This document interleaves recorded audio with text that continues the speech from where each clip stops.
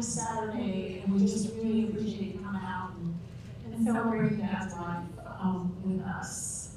I thought I'd start. First of all, this is kind of how we're going to play out. There's a whole bunch of chairs up here, and we're hoping that folks will come up and have a seat in the chair, and then when they're ready, tell a story. Tell us something about our dad that we may not know. Share the stories so that we can all have a good laugh with my dad, maybe a little bit expensive once in a while. As you know, Dad just loved to laugh, loved to have a good time. And so I just want to invite people to come up and have a seat, and when you're ready, you can take a mic and share a story. We are all friends here. It's a very welcoming and forgiving audience, so however your story comes out, we're all going to enjoy it. And then I thought I'd also share with you just a little bit of family perspective on Dad, just to get us started, to give you background. A lot of this is going to be included in the slideshow if you see any of it. I'll start at the beginning. Dad is actually first generation American. His mom and dad each immigrated separately from Sweden. And she worked as a housekeeper, and he worked as a chauffeur. Someone was a housekeeper and Gus was a chauffeur. And so Dad knows what it's like to grow up in a home where your parents don't speak English as their first language, and they're trying to get established in a new country. And he knows what it's like to grow up and to live the American dream. So as Dad was growing up, as you might have imagined, he was a very precocious child. And he had an older sister and a younger sister, but he did have his way of getting into mischief. He did set the tree on fire that was in front of the house, much to his mother's alarm. And he took apart a car at one point and had pieces all over his bedroom. Selma being a very neat and tidy woman, I'm sure did not fully appreciate that. But anyway, he was a very precocious child and went on to high school to be a very popular member of the South Shore High School class of 1954. He and Mom grew up in the South Side of Chicago and went to South Shore High School. And at South Shore High School, he was an exemplary student. He was elected vice president of the senior class, and he said, look, we don't anticipate any problems as long as everybody just cooperates. And you know Dad well enough to know that that's his whole thought. People can get stuff done if they'll just all cooperate. He was a fullback on the football team. He had multiple injuries, of course, some that haunted him to the end of his days. He was very, very popular, and in fact, his nickname was Go-Go. And everybody knew him as Go-Go. And so, in all the yearbooks and even the newspaper articles about how he played on the football team, he was referred to as Go-Go. And he met Mom in high school. They were high school sweethearts. And the high school newspaper had a little article about all the seniors, who was most likely to succeed, this, that, and the other. And of course, Mom and Dad were the South Shore High School lovers, the fabulous couple, Go-Go and Nancy Shute, were the class lovers. So, yeah, he went home to marry his high school sweetheart. So after that, he was in school for many years. He loved mathematics. He studied mathematics at the University of Tennessee. And in 1964, he got his PhD. And that was when I was 4 years old. My sister was 5, and at this point, my mom's pregnant with twins. So it was time to get a job. And so Dad went on to start his teaching career, where he went to University of Georgia and Virginia Tech, and then of course UH. His passion, his absolute passion is working with mathematics. He loved to just close his eyes and think about mathematics problems or physics problems. And his great joy was working on a problem that was outstanding that nobody had figured out yet. And most of the publications of his work are work that are the solutions to problems that have been outstanding for decades. And that's where he just was really, really motivated. In his work at the university and in his public life, where he worked on the water authority, serving on the water authority for 9 years, all of you know that there are core principles that guided my father. And one of them is, you got to do the right thing for the right reasons. You treat people well and treat people fairly. One thing Dad could not abide was a bully. And Dad lived those principles in a way that is sometimes hard to live. Often there's a political price, whether it's a social political price or a workplace political price or a politically political price. Dad was willing to pay that because he was absolutely firm to those principles of doing the right thing for the right reasons. Another thing, so growing up with Dad, as you know, he loved mathematics, and one thing he insisted on was that the family dinner together. And let me give you just an example of a typical family dinner conversation.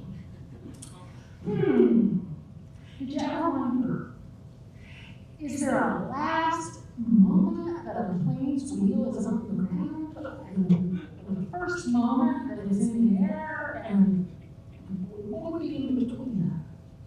And I can't tell you how many times we had that conversation.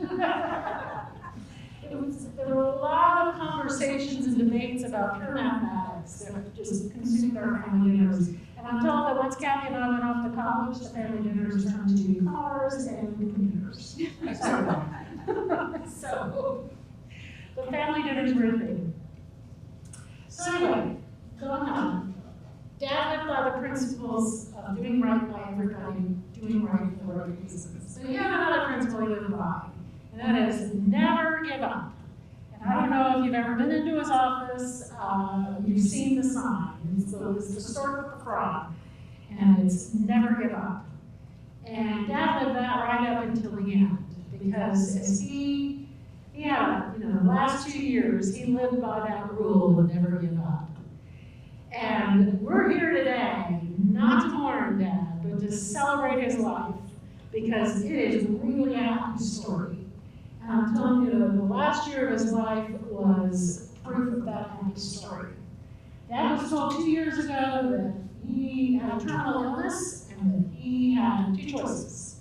He had probably about two weeks to live, or he could try something that might kill him. And he said, well, let's try it. And by golly, he not only did very well with the therapy, but he got back up and walking again. He was walking a quarter mile, half mile a day. He got in 2 more birthdays. He got in 2 more Father's Days. He got in a Thanksgiving and a Christmas. And it was a really great year. And that is the bonus year, what you get when you never give up. And so Dad lived the life that he wanted to live. He lived by his principles, and he never gave up. And so we're here to celebrate. We're here to celebrate the friends he's made, the laughs he's had, the joy of his life, and the joy that all of us have gotten as well. So what I'd like to do is ask folks to come up and please come share a story of something about Gordon, something we may not know. Would you like to begin? No, Thomas Morrow. But, Chris, please do come. Share a story. We have chairs if you'd like to sit and warm up. So my name is Thomas Morrow. I'm on the board of directors for the Clear City Water Authority, and that's where Gordon and I met. It was Bob Sage's fault that I'm on the board of directors for the Clear City Water Authority, and it's a happy thing that I got to meet Gordon and Nancy, without doubt. When I came on the board of directors, I'll start the story this way, and I'll talk about some other things too. I was appointed to the board of directors because there was an open position. And shortly after that, maybe 4 months later, we were running for an election. And it was my first election where I ran, and Gordon and I were running together. And I call it the Exploration Green election.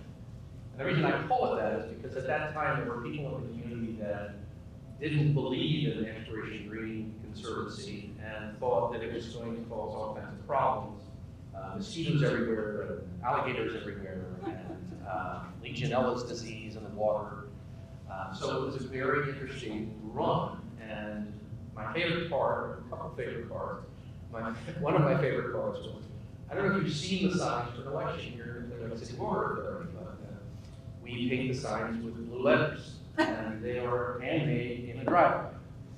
They are not. We don't go out and pay money. You know who the incumbents are, because we don't pay money for signs. And there may be an election coming up, and if there is, and you see our signs, it will be tomorrow, and yes, and they'll be very much looking for us. So we won that election. We had the opportunity, I mean, the candidates' opportunity, where we were able to make our arguments. And we must have done pretty well, because in that election, Gordon and I both received more than 66% of the vote for the community. And I believe the reason we did that was because we believed in doing the right thing for the community and not in making the golf course something that is of value to a small group of people rather than a large group of people. I will, since I'm talking about the Exploration Green Conservancy, if you have not seen it, I absolutely encourage you to get in your car and drive from here to there.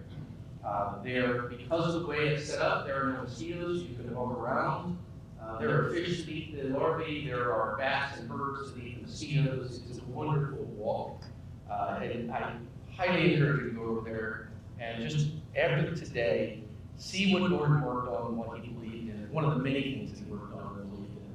Because I think it's worth seeing what a group of people of conscience can do if they involve the entire community. And that's what Gordon was about. He certainly helped involve the community. So I can tell you, I could speak a long time on Exploration Green, I won't do that. I will hope you go after this meeting to take a walk around. It's fantastic. And I wanted to talk about Gordon.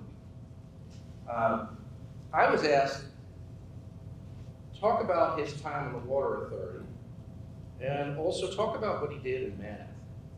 And I went out and I looked up his papers. And if you're a mathematician, you have probably heard of a non-convex set, which has the unique nearest point property.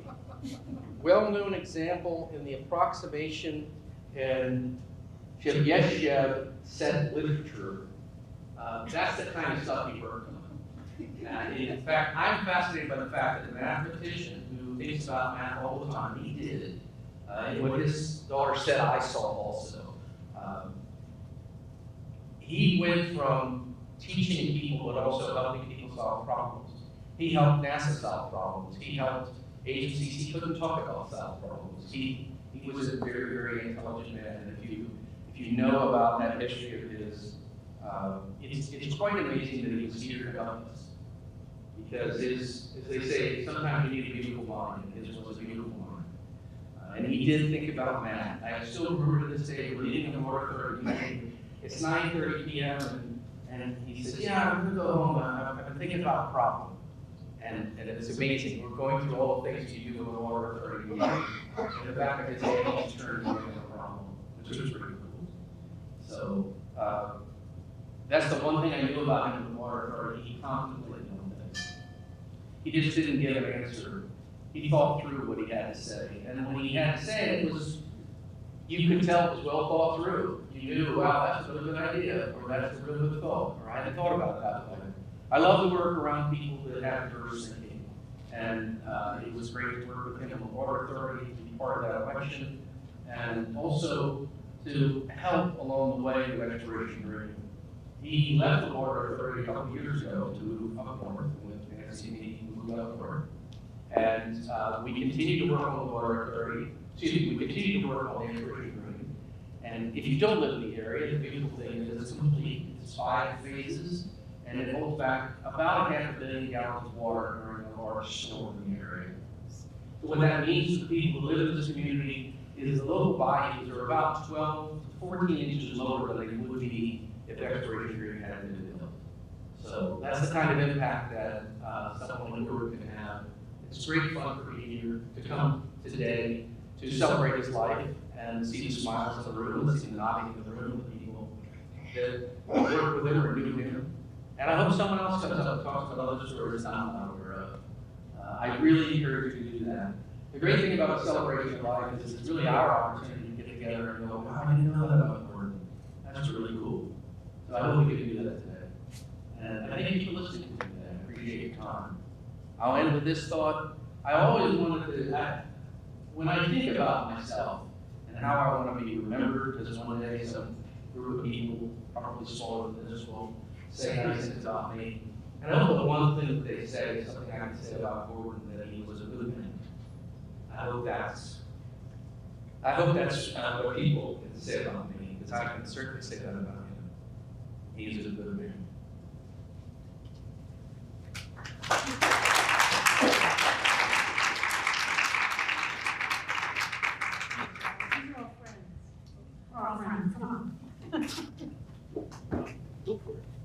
And you don't even have to come to the front of the room to do it. You get a chair. I'm pretty old, so it was a long walk. You want to sit down and do it? I'll stand up tall. If I fall down, you know, put a I'll catch chair you. under me.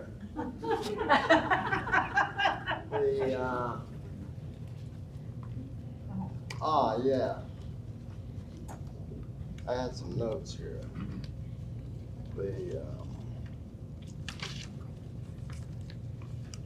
Well,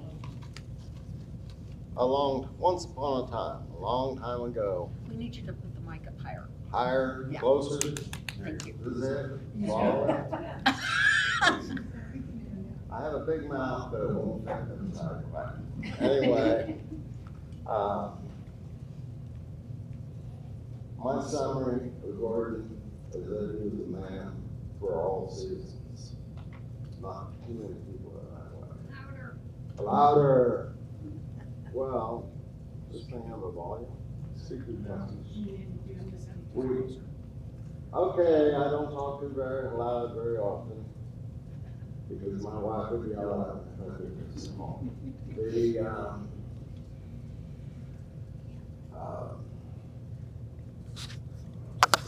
Once upon a time, I heard about a math professor had moved to Clear Lake City. And I said, being a math major and using a lot of math on my occupation. I said, maybe I go see this guy. I went over there, he's working on a car. And I always did a lot of work, because he spent a lot of time working on them. However, that impressed me, because most professors I knew weren't very mechanically inclined. So I said, and we got to chatting, and down through the years, we decided that we might be brothers. He didn't have a brother, I didn't have a brother, as I recall. So we needed a brother. Why, I don't know. I guess it was too much alcohol was working our thinking a little. But I decided we needed a guy like that at NASA. So I brought him to NASA as part of the summer faculty program originally. Wonderful program. So we had a couple of professors, as many as I could afford, because with our younger folks, they were really, really useful in providing a good example and someone to chat with. Because most of our people were really young, and people like, or is it they were really young and came in. And so when I heard him, he said, "What do you want me to do?" I said, "Think."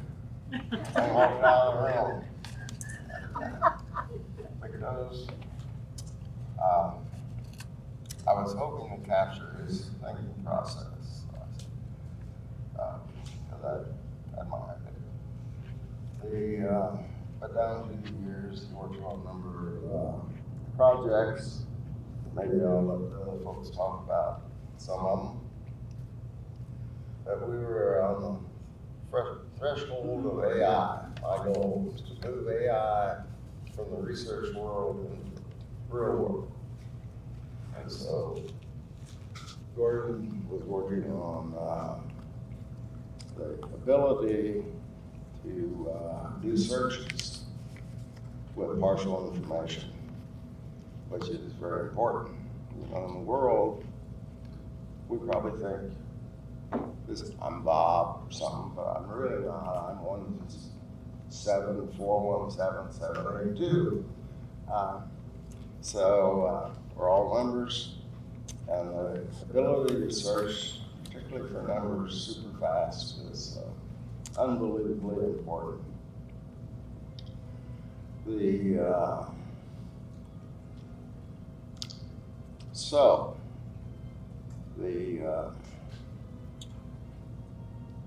He and Lei Wong came up with a patent for searching with less information. There's that. He could tell us about it. I never understood the damn process, but it's very impressive. So, that's enough on the math stuff.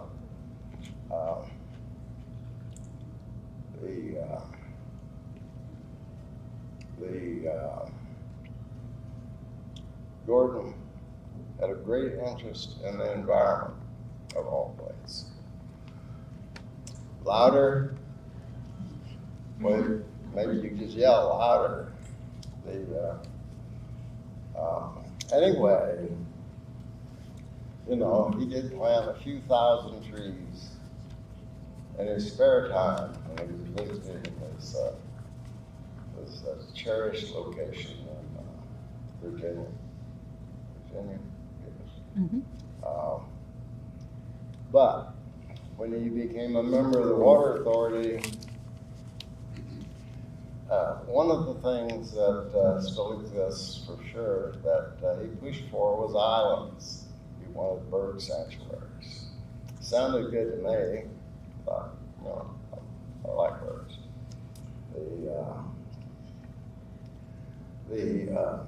And then he also pushed for a stream and a waterfall up for our major parking lot. There's a large area that we sometimes plan on putting buildings in.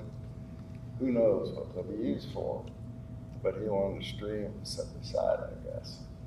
Streams are really nice and locations like the Smoky Mountain National Park and so on. Wonderful streams. Anyway,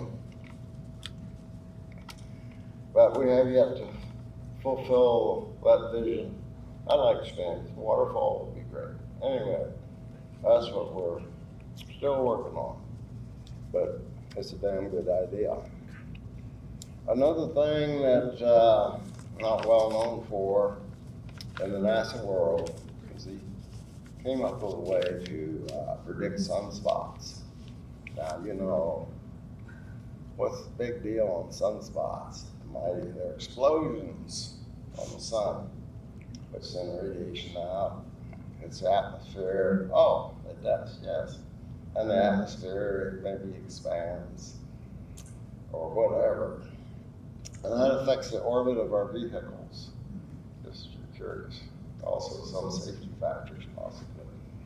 But the really interesting thing was the application of it to the Skylab program when it was decided to deorbit. Geniuses elsewhere at NASA predicted it would go into the Pacific Ocean in a harmless manner. His predictions were that it would hit Australia. And of course, the whole damn Skylab, large, small, medium-sized space station, came to pieces all over Australia. Fortunately, there wasn't a lot of population out in a rather large area. So I always thought that impressed me a bunch. So I kind of hit the fact he was interested in the environment, and we covered the fact that he solved a math problem that hadn't been solved for probably, 400 or 500 years. And I thought that was very interesting, but more important perhaps to the current world was the work in pattern matching with less information, because we have a lot of information that's messed up. So that's the highlights. That's why I say he was unbelievably gifted in many areas, and his interest was in really the right areas, I thought. So I enjoyed working with them and consuming alcoholic beverages for inspiration and so on for, hell, I don't know, what, 40 years or 50 or 60, we don't know. So that's really a summary of some of the more important things I consider super important. Thank you.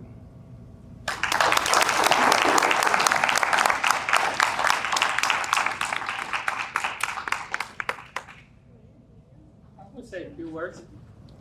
Okay. Thank you, Larry. Sure. My name is Lei Wang. I am the mentor of Gordon.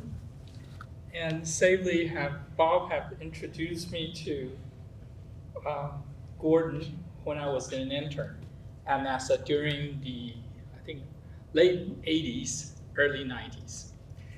And then we started to think about AI. Bob says, I wanted to do AI. I say, okay. And then that's back in this day that expert systems was still, rule-based expert system was still there. And then we started to think about, hey, we really needing to do pattern matching. What is pattern matching? A lot of the things that we're trying to do, notice that we're thinking about something is close to some existing patterns that we have. This is a lot of the things that we're establishing those relationships. And several weeks later, he says, well, I have come to some of these algorithms that I want you to try. My math was okay, but he is really inspiring in terms of this is how you come about. The way that he teaches, the way that he mentors people, that's really where I really enjoy the time that I have with him, right? So we together, even though he did all the hard work, I did the programming for him to actually enact on some of those. So we're becoming a very good collaboration. Of course, he did all the thinking. So we came up with a couple of the algorithms. One of the algorithms specifically is called Bernstein polynomial algorithms. And then he introduced me the concept of vector space.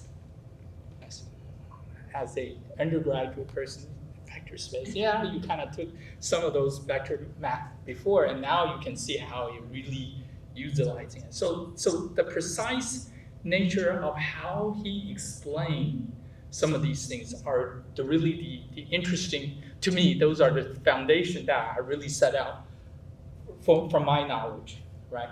And understanding of where that's coming from, okay?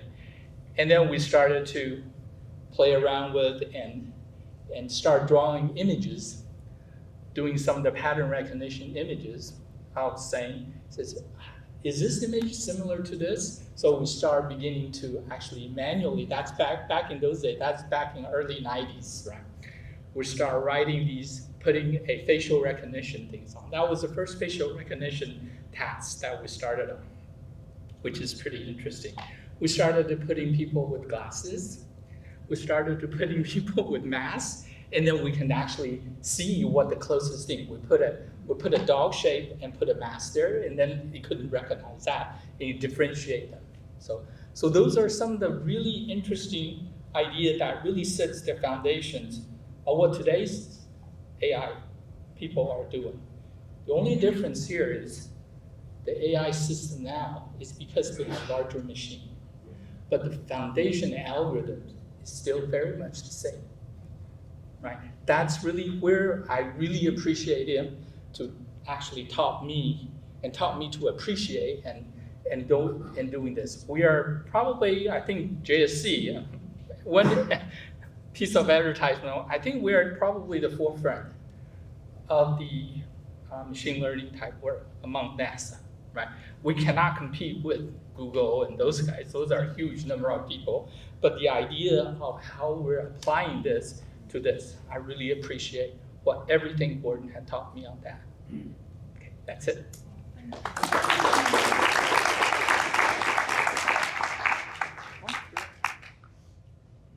Thank you. Good afternoon. My name is Doug Peterson, and I can probably tell you more about Exploration Green. But even before that, I want to say that Gordon and Nancy are what I've often thought to be classic, progressive couple here in the Clear Lake area. That there are a lot of people like this, but to see them get involved in policy and initiatives and projects like Exploration Green is really quite remarkable. I think actually John Branch, former director for the Clear Lake City Water Authority, which is essentially the owner of Exploration Green, we had a lot of meetings to get that started. And one of the things that John said, and I've heard him say this many times actually, he said, there's something about Clear Lake area and how if you have a problem and you're not sure what's happening, that people will rise to the surface to work on that problem and make things happen. And Bob Savely, where'd Bob go? He's the one, and likewise John Branch, and then Gordon.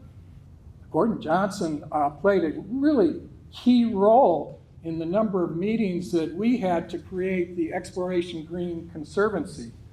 We actually met weekly for at least a year to get it going, and that is all like 14 years ago. But Gordon, once he got elected to the Clear Lake City Water Authority, was our representative of our conservancy back to the Water Authority, and to bring together what the Water Authority was trying to do with a volunteer set of organizations that was just people like you and me and everybody else here that raised their hand, like Gordon, and said, we want to do this, we got to get this done. And this reminds me of, I got to know Gordon a lot better when we were involved in this interplay between Exploration Green and the Water Authority. But when he had his first election, and I've been involved, we've got some people around here that have done a lot of elections, a lot of political work, but I actually got involved a little late in a little project called Keep Green Spaces Green. And Nancy's nodding, she knows. And there was a real grassroots effort to take charge and make the golf course, the Clear Lake Golf Course, into a huge flood detention capability, a flood detention basin. And to get that thing going, it took a lot of work.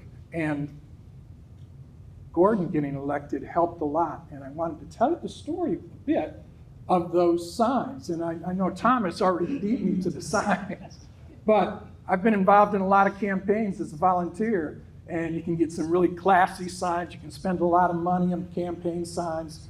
But those signs, the stenciled white signs with blue lettering, it was like magic. And all of a sudden, I hadn't done these kind of elections before. And one day, multiple days, I spent with Gordon helping him create the signs. But he was doing the real work, but we were just talking and having a good time and talking about what's going to happen once we get him elected and get Exploration Green going. But it worked really well. I guess my part was he was making the signs and I was helping get them distributed and placed. And as you understood from Bob, he was elected. And that was the start of 9 years of really important focus that he provided to Exploration Green, the Conservancy. Gordon had the capability to, just like Bob said, very thoughtful. We would be having all these discussions about what should happen with Exploration Green, how to make it work and how to pay for it. And all of a sudden, there'd be this kind of pause and we would turn to Gordon and he would explain it all to us. It was really good. But my wife actually helped in a couple of the board elections as a treasurer. And she and I were talking this morning, and she said the thing about Gordon was he was the kindest man ever. She said he was a kind soul. And I thought, that's right. That is just the way he was. Very smart and somewhat quiet in times, but very, very kind.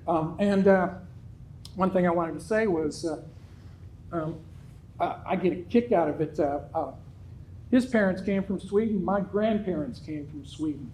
And you don't run into many Swedes down here in Texas. And he was one and I was one. And at some point I told him, you know what, we could be brothers. We could even be cousins. Because Johnson comes from Johansson.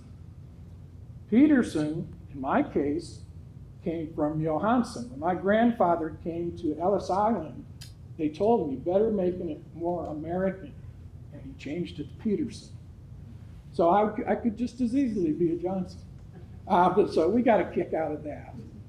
But that's probably all I should say. But I really appreciate the opportunity to come and talk about somebody that made such an important contribution to a big project and a whole series of projects.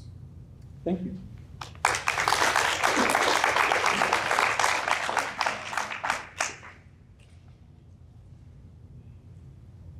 So I'm Suzanne Savely. My dad is Bob. My mom's over here too, Judith Savely. My sister Mara helped arrange this great event today. And so, oh, you can't hear me? Okay. That's better. And so my brother is an attorney, works for BlackBerry in Toronto, Canada. He really wanted to be here today, but he couldn't come. So I'm going to read a letter he wrote. Starts out, Dr. Johnson, along with the entire Johnson family, was such a big part of my life growing up. I recall with fondness what a privilege it was to spend time with you in your beautiful home. Whether it was a party or a Saturday night card game I was brought along to, I was able to gain a great appreciation for your friendship and hospitality. The wonderful example you provided me is one that I've tried to emulate with my own friends. I also have great admiration for Dr. Johnson's commitment to civic virtue, which he personified through the simple acts like painting election yard signs to stepping into the role on the Clear Lake City Water Authority. His dedication to and counsel on the important causes of the day, and his willingness to commit his ideas, time, and energy made Clear Lake City what it is today. That legacy will continue. Of course, I also enjoyed his ability to ask well-crafted and deeply meaningful questions. He could really get you thinking and cut quickly to important topics in a uniquely subtle way. I also admired his great taste in cars, including his Volvo P1800, and enjoyed watching him spend hours working on it over the years. Every time we drove by, right? Great friends of my family are so important to all of us, really beyond words. Dr. Johnson will live on in the lives he touched, including my own. You are all in my thoughts during this difficult time. Love, Matt.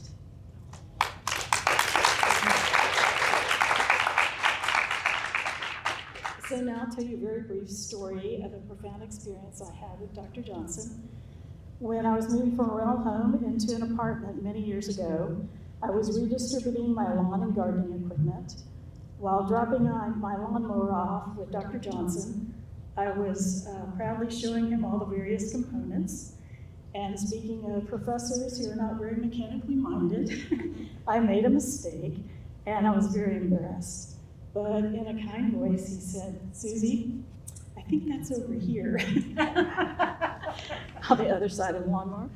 And so I was embarrassed. I made a little remark, and he goes, Susie, he says, don't underestimate yourself. And so in times of trouble, and I always remember his kind words and gentle guidance, his words will stay with you forever. And I want to thank you all very much.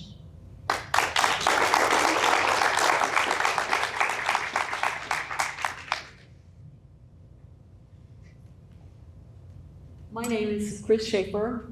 I'm not scientific. I'm not capable of anything that all of you have been talking about, but I was a neighbor for a long time. And I had the most incredible good fortune, my family had the most incredible good fortune of living between the servants and the Johnsons, and having the Saveleys having introduced us because Judith found the house that we were living in and made sure that we bought it. And we were the odd ones out because we were musicians, okay? But that meant everybody had a piano teacher, so that worked. And we had wedding music and we had party music, so that worked out really well. But what I would like to say, it has to do with the character of the neighborhood that Gordon and Nancy helped create, and of course Oscar and Francis and Judith and Bob. It was so loving, it was so supportive, it was so all-inclusive. We had wonderful neighbors across the street. We had wonderful neighbors all around us. We did fun things together, and things that you don't even think about. Gordon went with us to the symphony, to the alley. We rotated holiday dinners around all of the families. We had Christmas carol parties, occasionally including a pony. It was a very, very fun time. And just one little specific Gordon anecdote is my son is a doctor now. And of course he was having to take, or wanting to take, a lot of biology and math and science in high school. And he hit calculus, and it was like hitting that wall back there. And he looked at his trumpet player dad and his piano player mom and went, I'm in trouble. And so he went next door. And Gordon spent, I think, almost every day that semester with Richard, making him understand what he was doing and making him ace it in college. And it made an enormous academic difference in my son's life that Gordon had the time, when he was doing all of the things that everyone here is talking about, he had the time to spend with Rich every day for a semester until he got him going and got him thinking, and then he could take care of things himself.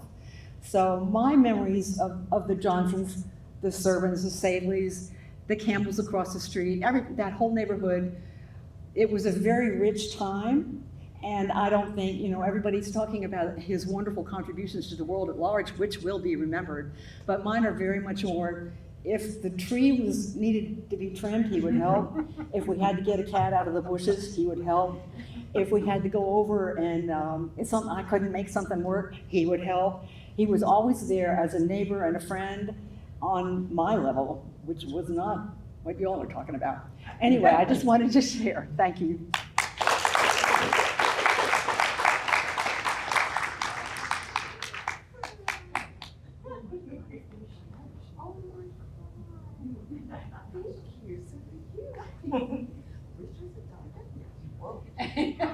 That is awesome. Hello, everyone. I'm Simone, used to Campbell, now Williams. So I know Mr. J as a neighbor. And it's so cool to hear everybody call him all the different names, Dr. J and all those things. That's awesome. Our garages face each other. And so he would see the times that I came in, because he'd always be in the garage fiddling about. And he'd neighbor, hi, Mr. J. And he would, depending on what time it was, he would come to the end of the driveway and meet in the middle of the street and talk about anything, like anything. He was such a joy because he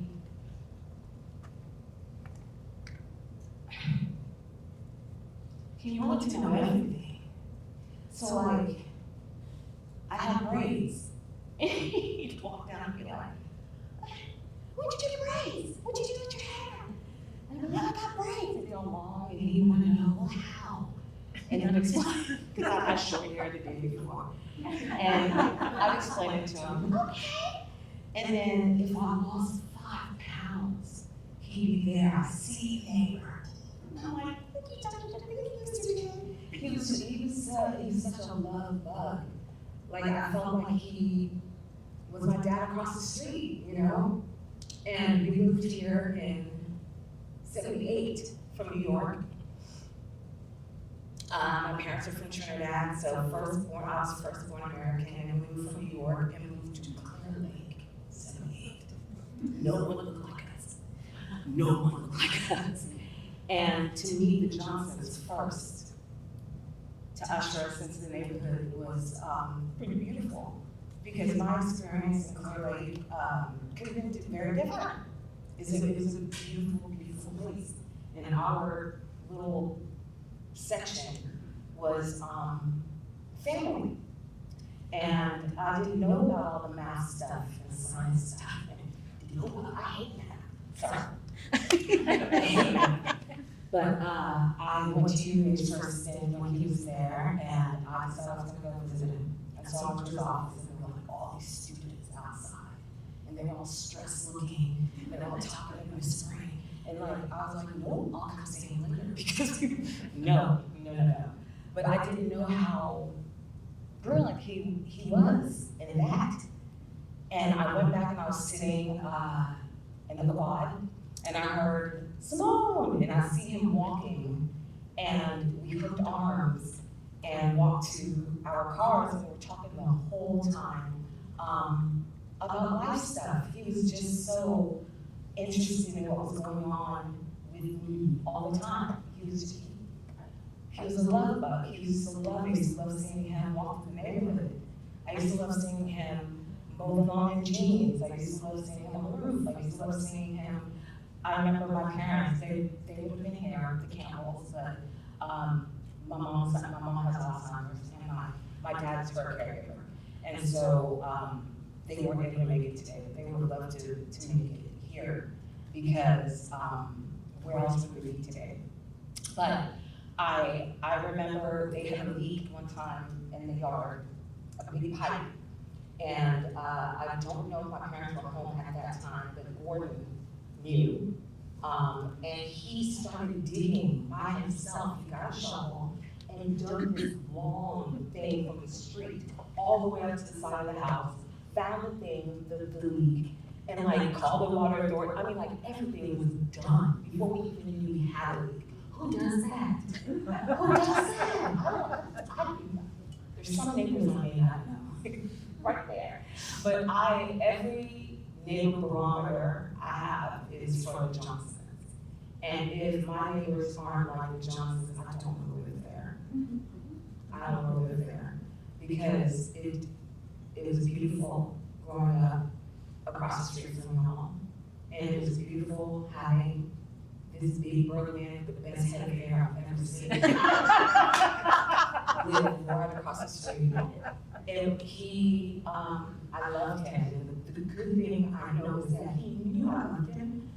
So that's good. I know he loved me, and he knew I loved him. So that's good, because when y'all moved, you know.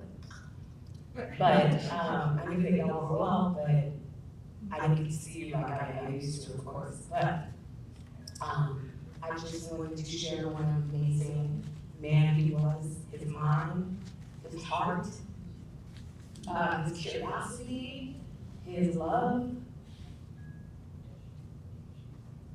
Yeah, he was pretty great. And I love that I got to grow up with him across the street. So, Russell, Mr. J.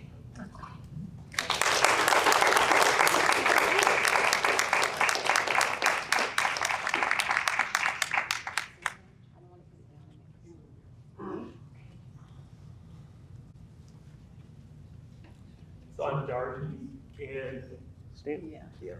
Right here. Okay. So I'm Darby, and I took a class from Gordon way back end of my freshman year. I was a student at the University of Houston, so I was taking differential equation class at the end of my first year, and we had this professor, and usually the students talk about, hey, who's this professor? Like I think he'd been going to IDA, Institute for Defense Analysis, for a year or two, so we didn't know. Nobody kind of knew him among the undergraduates, the first year students. And so we're like, I don't know who this guy is. So then we took the class, and I'm like, wow, this guy's really cool, right? And so all the students are like, oh, this guy's really cool, because he came to class, he's super chill. And then, you know, sometimes he didn't even carry the book. The other professors like, okay, where's my notes? Where they, you know, the roster, blah, blah, blah, blah. He just come to class and just, you know, writing stuff on the board, discuss stuff. And so I think, oh, this guy's really cool. It was a short course, 5 weeks course. And I went, oh, wait, can't hear? Is that better? Oh, sorry, okay. And so, yeah, so 5 weeks course, short course of class. And so I went by his office once in a while, but I thought, oh, this guy's really cool. So he was teaching something called vector calculus in the fall. And so I was an engineering major. So my father is an engineer, and first generation, you know, from South Asia. It's like, okay, it's engineering or medicine, right? So I'm like, yeah, sure, you know, I like math, so I was doing engineering as an engineer as a major. And so I took his class in the fall, vector calculus. And so somebody got up there and said, hey, take the smallest positive real numbers. And he's like, oh, wait a minute, you know, and then we got a discussion about this. And the whole class, actually, we never covered vector calculus, right? We started doing topology on the line. He's like, okay, you guys, you know, he gives some axioms, prove stuff, and I just love the course. I'm like, wow, I really understand math now. Before, I just did computational math, but nothing theoretical, none of the theoretical math, right? So at some point, I'm like, okay, I'm going to change my major to mathematics, right?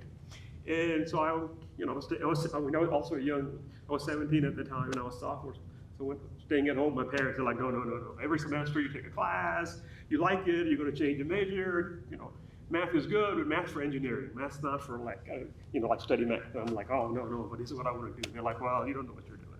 And so I'm like, okay. So I went to Gordon Johnson, and then I'm like, well, so what can you do degree in math? And he's like, oh yeah, I work at NASA, I went in for defense analysis, blah, blah, blah, blah, blah. Of course, I had no idea. I mean, NASA I had heard about Institute for Defense Analysis at the time. I had no idea what that was. I just kind of made up some stuff, and he told me some stuff. I just made up some stuff, and I went home, and I'm like, oh yeah, I mean, I didn't believe it at all, right? I didn't know, I was having a good time, right? I'm like, yeah, there are all kinds of jobs you can get with mathematics, blah, blah, blah, blah, blah, blah, blah. And he's like, I don't know, my parents were sort of like, particularly my dad, my mom never been to college, like, he's not like, I don't know. So I'm like, look, if I can't study math, I'm gonna move out of the house, get a job, make my own money, and he's like, all right, fine. If you feel that strongly about it, yeah, mathematics, so you can major in mathematics. So Gordon was very supportive. And in fact, so Gordon was the main influence of why I'm a mathematician today, right? So he got me so excited about mathematics, and it wasn't just like, before I liked it, but I didn't really understand the Socratic method, discovering of mathematics, until I took his class. And it was just not me. So several of us would actually just hang out in his office all the time, right? So we would just go, and his door was always open, right? So, now that I think about it, like I'm a professor of mathematics, and if you got like 4 or 5 undergraduates hanging out in your office, like every Tuesday and Thursday afternoon, you'd be like, okay, I got stuff to do, right? But he was just never, ever, right? Very supportive. Always in a great mood, very laughing, and you never felt like, wow, you're a stupid student, I'm such a smart professor, and so on, right? So all the students just loved him. And so that's where I got started in mathematics. So one of the interesting things he always said, so I don't know if anybody else heard it, so we would try to prove something, and it's like, well, if I could do this, blah, blah, blah, blah, blah, then I can do this, right? And Gordon would always say, if a frog had wings, it wouldn't have to bump his bottom to move. And so I'm like, okay. So it was never clear. Okay, is it like a philosophical statement, or is he saying like, okay, that's a really stupid idea because like a frog doesn't have wings, right? So I never quite figured it out what he meant, but maybe it could be either one depending on the context, right? And so I took a bunch of classes with him. He introduced me to Tom Ingram, who couldn't be here because I think he sent a message, right? So one of the other professors. So I started taking classes with him, and then I decided to go to graduate school in mathematics. So I asked him, and he's like, oh no, go to University of North Texas, because there are people doing the Socratic method, or go to Auburn. And I kind of wanted to get away from my parents at the time. I'm like, no, North Texas. I want to go to Auburn. So I went to graduate school at Auburn. And again, there, my first quarter, J.P. Holmes was my analysis professor, and I told J.P. Holmes, like, hey, here's who I am. He's like, oh, I took the class that I was taking from him. He actually took it from Gordon. He just couldn't go on and on about Gordon. Gordon was like, oh, he's this unique person, great mentor, great motivator, very enthusiastic, excited about mathematics, right? And then, for me, he was, he changed the course of my life, because before that I was just an engineering major. Had I not met him, I had other people in mathematics courses at the University of Houston, but they just come in there like, oh, here's the book, I read, you do this, you go do some homework. So it wasn't something exciting until I took his courses, right? And so, the other thing I wanted to say was, so the other thing which is very different about him, looking back on it, being a mathematician. So nowadays, a lot of mathematicians, right?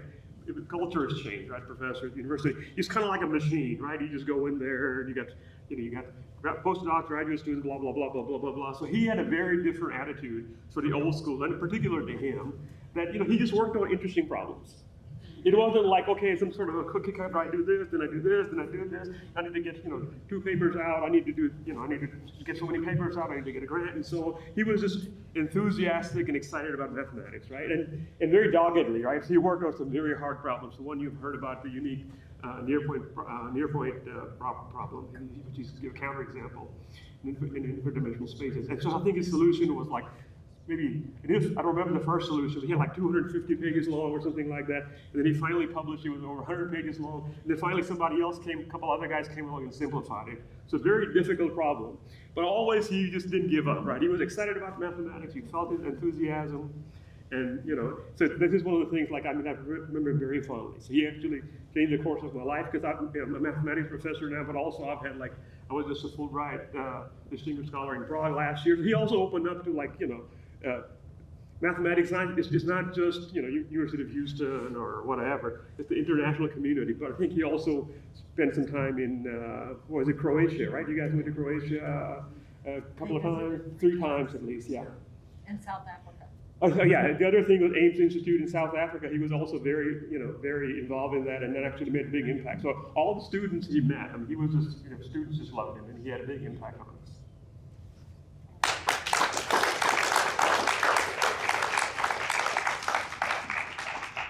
Okay, I'm gonna get up. Yes. This is gonna be a kind of different kind of thing. First of all, it's true. And second of all, I could look at my notes, but I'm not going to. It's amusing thinking about what happened when I went to high school here in Clear Lake, and I had 2 math teachers that were taking a course with Dad at U of H, Clear Lake. Okay, here's the story. The backstory. Let me first make a statement. I suck at math, okay? It is not my thing. I thank God I got a calculator in my iPhone. Okay, I was in my trig class, and I even remember the teacher's name, but I will withhold names. And the class had just let out, and I was failing miserably. I was freaking out. But the teacher came up to me and she said, Kathy, I'm taking a course from your father at Clear Lake. And myself and 2 other math teachers here at high school, we want to know what book he uses. And I thought, I have no idea. So I said, well, let me see if I can find out. Can't hurt to ask, right? Well, I kind of was a little bit spooked by it because I didn't ask about it at the 5 o'clock dinner where we all sat around the table together. I had to wait a day and sort of think about how am I going to ask this question? And so in doing so, I thought, okay, I'm not going to say it directly. I started off with something like, how do you figure out how and what type of math problem to give to your math students? I mean, to me, I don't know that there's different types of mathematics. That wasn't on my radar. And I was just sitting here thinking, well, and I brought this up to Dad.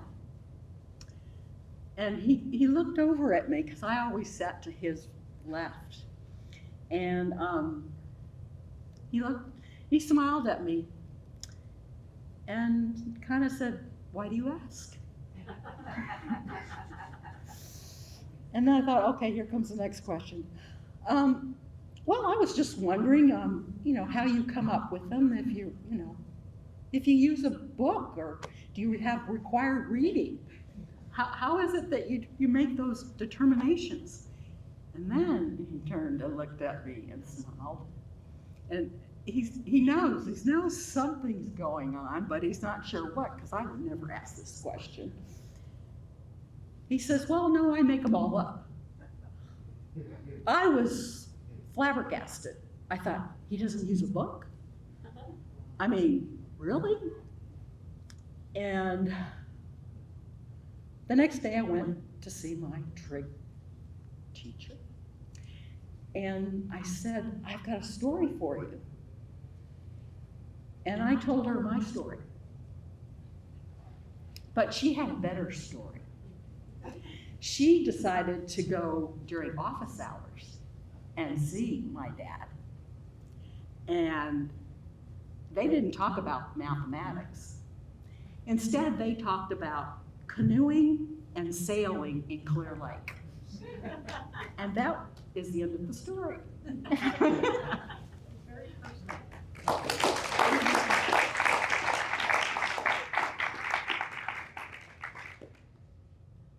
do. You've got a good one, and you should talk to them about the Sunday. So Kathy and I have known each other for about 20 years. 20 years now. And first time I met Gordon and Nancy was in 2006. And so Kathy and I are both living in Austin at the time. So it's about a 3.5-hour drive to Clear Lake. And Kathy's dad asks me, I would really appreciate it if you could help me with this project. And what he wanted to do is, I want to take these soaker hoses and I want to lay them all around the side of the house so that you can keep the foundation moist in a drought, prevent the slab from cracking. I'm like, okay, so it's August, it's only 300 degrees outside. So we're outside by the house. There's all these bushes and grass. And I said, okay, so let me get this straight. So we're going to take this soaker hose here, and we're going to lay it out. We're going to kind of dig it in and put some dirt over the top, kind of water that in. Like, well, so that's the plan. Like, well, no, we're going to take that soaker hose over there.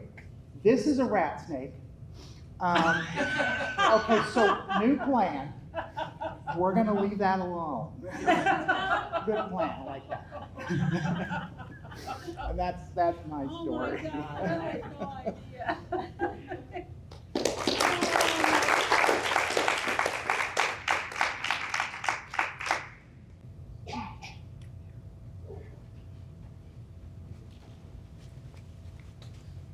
Hi, I'm Philip Walker. I first met Gordon, 60 years ago. It was in the fall of 1965. I had him as a professor my first year in graduate school at the University of Georgia. And it was a great course. It was very, very different. He would just come in and write questions on the board, problems that we were to solve. And he didn't just lecture. He didn't try to pour facts into us. He didn't use a book, really. He just gave us questions to work on. And we developed a fierce competitiveness for solving the problems because we would do the solutions and present them in class. And that really just became the foundation of my mathematical training. Now, we spent those, I guess, 4 years at the same place there, and Gordon went off to Virginia Tech.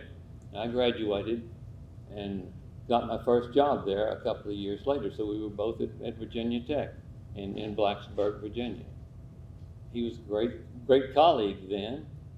I remember him being a very compassionate person, very interested in people, and I guess kind of got crossways at times with some people in the administration that didn't really want to live up to their obligations and responsibilities to people.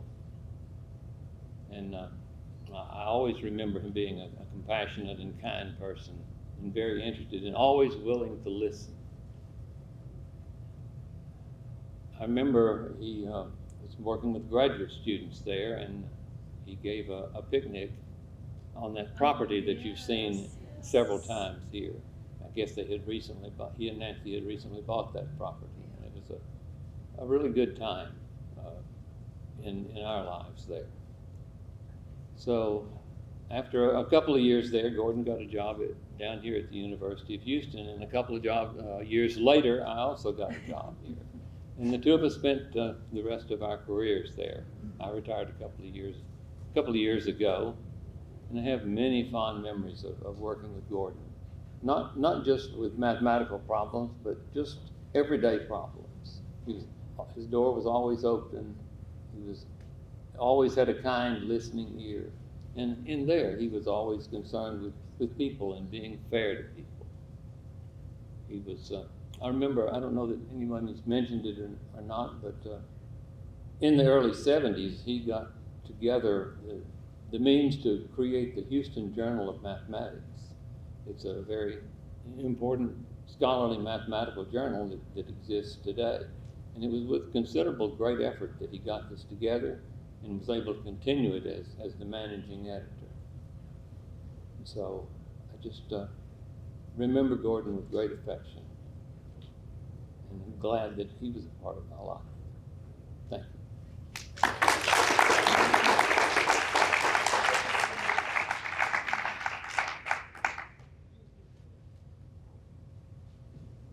Tribute as well for someone who couldn't be here, so.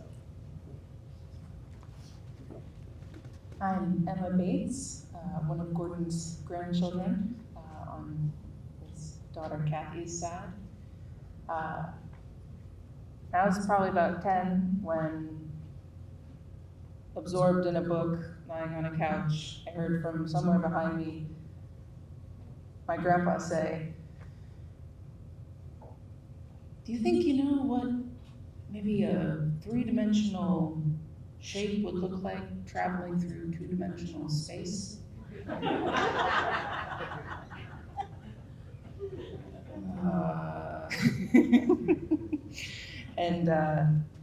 And that's what it was like growing up as a grandkid of Mr. J, apparently, which I'd never heard anybody call him.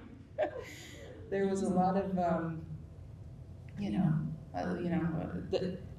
the classic several times a year, at what exact point has the plane taken off? And then can you divide that by 2? And then now you've got more. I don't know.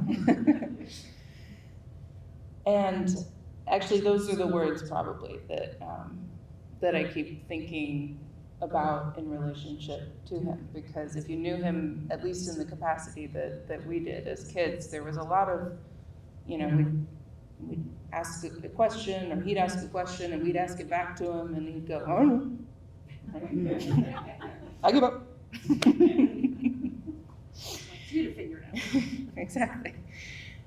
And, for folks in the mathematics world, we'll call it the Socratic method, teaching Socratically, asking questions. And, I've been thinking a lot about what that felt like more as just as a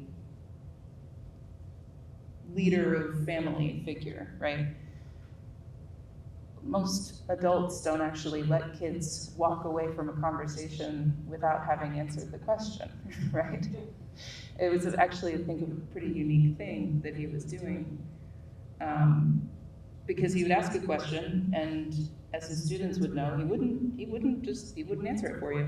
You'd sit there all through class trying to figure it out, and then you'd leave, and nobody will have answered the question.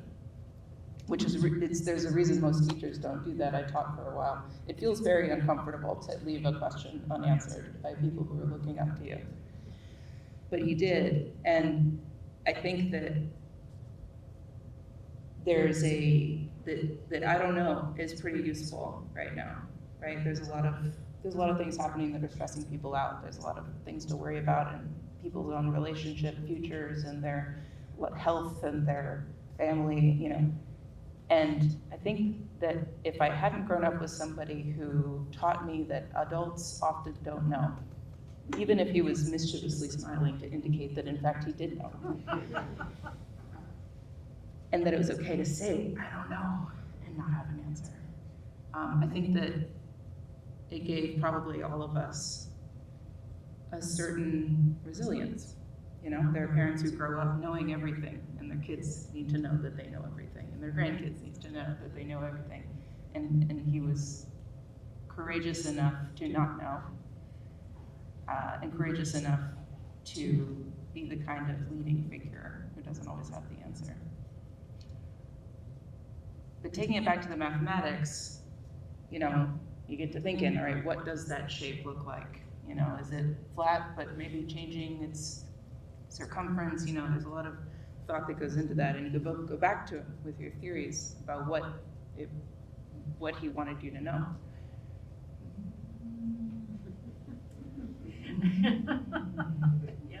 But was I right? Was that it? Whoa. And for anybody in the room who's studied mathematics, which I had just a little bit here and there, as a college and stuff like that. But I kept thinking back to the things that he taught us, and I thought, man, I wish that there were a lot more in schools that taught like that, Otherwise, you just feel like, well, I didn't get the right answer, and so I'm not good at this. And with him, it was almost like, the right answer isn't the point. You're supposed to not know. And then I think about mathematical principles that bleed into physics that talk about how, there's all these different universes. Every choice makes a decision, and then, there's billions of trillions of universes. And I think, okay, we certainly don't know that, but we kind of know it. And it's a nice way of looking at the world when we're worried about things. So there's a trajectory in some alternate universe where that thing worked out that you wanted to work out. And so that's just a little bit about what I've been thinking about in the last few weeks. Someone else go.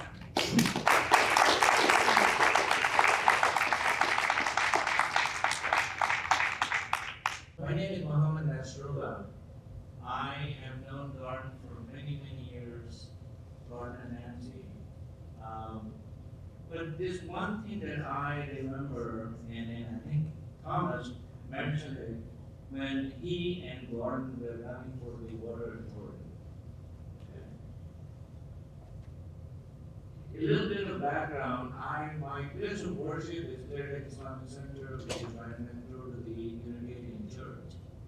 And just before the election, I think it was like a few months before the elections, we had been trying to get a permit approved to build a parking lot for congregation. And I'm sorry to say, the water authority, before you and Gordon joined, they gave us the water runaround for 3 years. 3 years. They would not approve the building of a simple parking lot.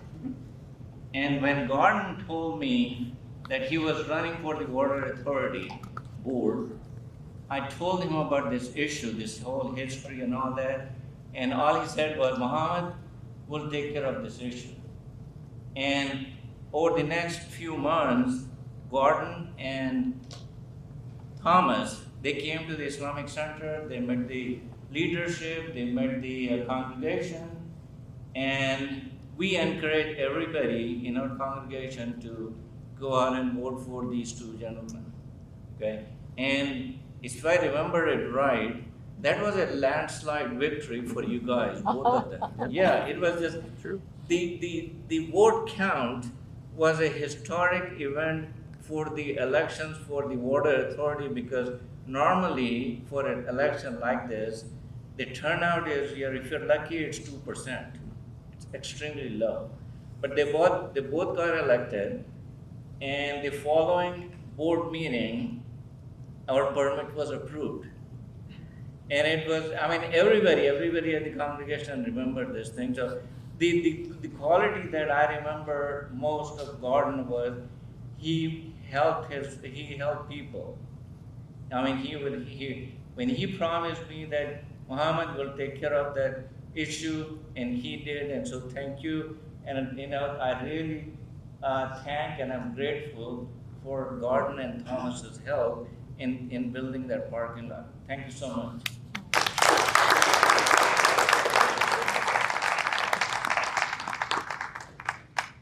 And there are folks that weren't able to make it here today that we will share the video with as well.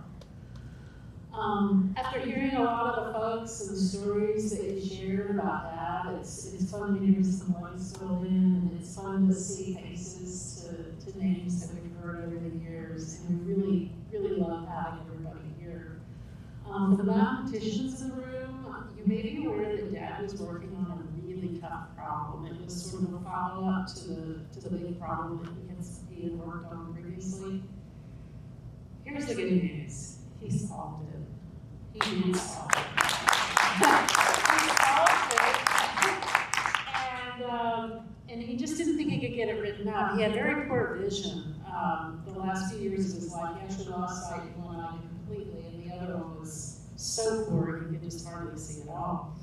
And I said, look, if you've solved it, we'll figure out how to write it up. I don't know how math symbols, but I guarantee you we'll figure out how to write it up. And he was really excited about that. He started thinking about it again, and he was getting it all ready for us to write up. And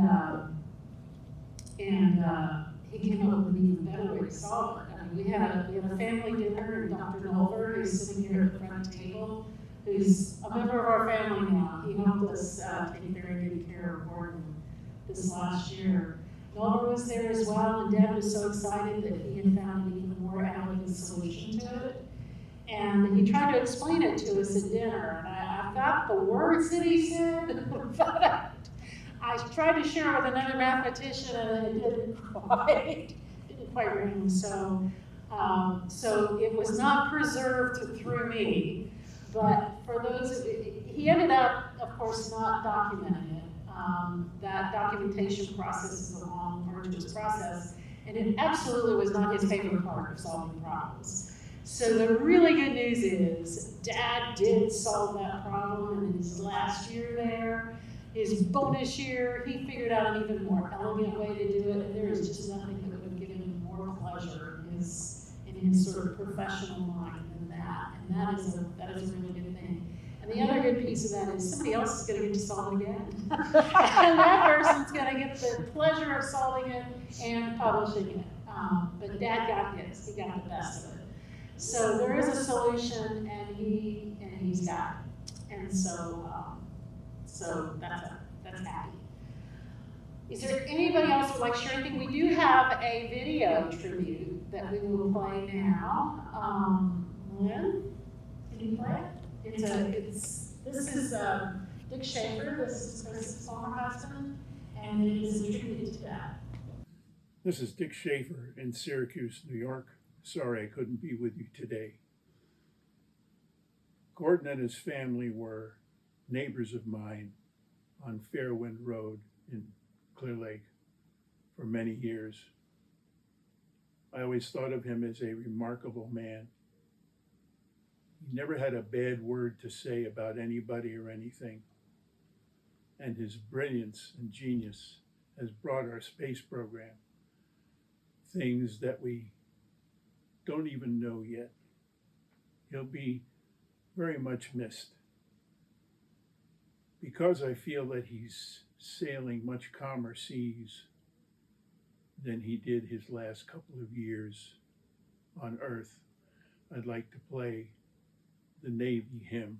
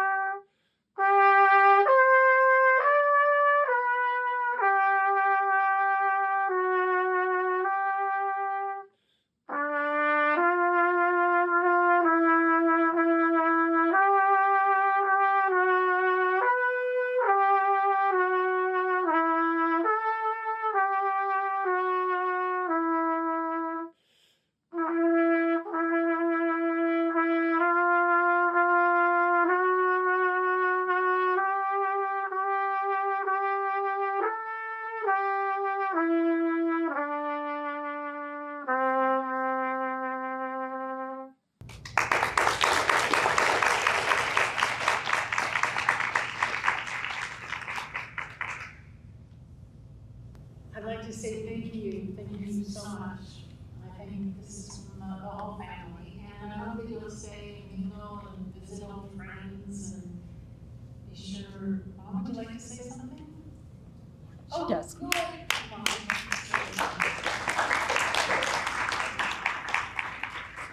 Here, so that people can show on the video. Okay. I'm gonna read it because that way I can get through it. Put the mic real close to Real close.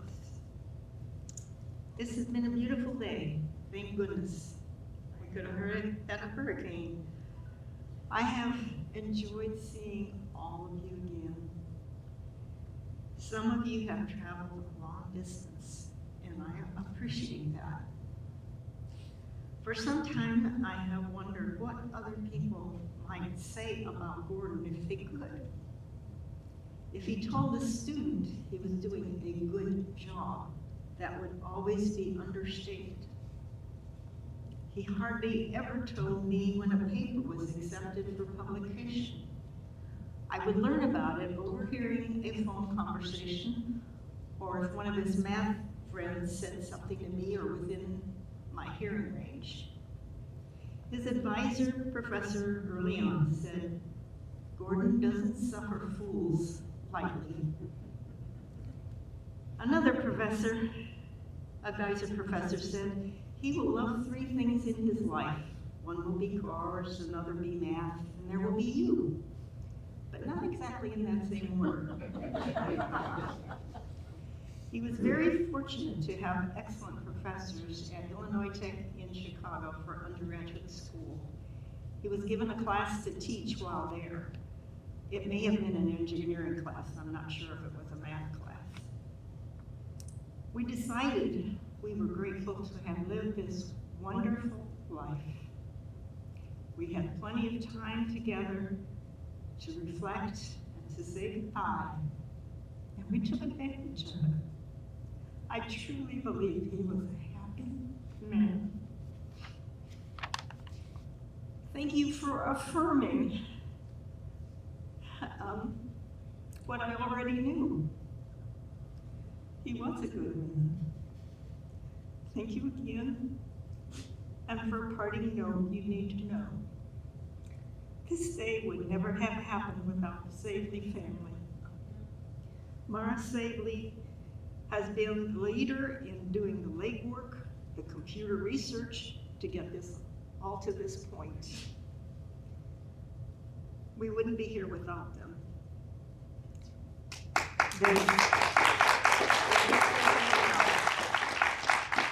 Lastly, remember, Gordon said, never give up.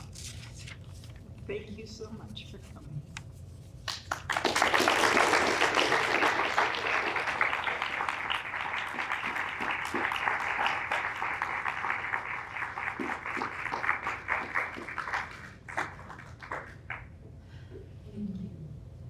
I hope everybody will grab some more to eat and go have a safe drive home. Yeah, you can tell it how you figured out what to do with the full keg after Susie's wedding. Okay. So Tom's on there, all the neighbors, he got Seabrook in on it, he got Mr. Schaefer's ad, they're all sitting there, and they were solving the problem of the full keg. And they were drinking the beer. Okay. Yeah, I drank the full keg of beer against somebody's house the day after one of our weddings, and all the neighborhood men came over and leaned against the wall and kept drinking until the keg was empty. So that was one of our fun weddings, none of which I should not mention. So we're ready to try again. Are you single? Just kidding. What is that? Is that It's a mic. okay? So basically, Gordon. So basically, Gordon figured out the problem of the full keg. Yeah, he did. And they solved it. Yeah, the beer was at. I just wanted to get down. I gotta get on the road. The beer was at his house, at Gordon's house, after the fact, when the men were all lined up against the wall drinking the beer. And that was a fun time for them, I guess. But they didn't return that beer keg until it was all off of the day. Oh, yeah. That was nice. So, he was a great guy. Everyone's got to do something, I guess.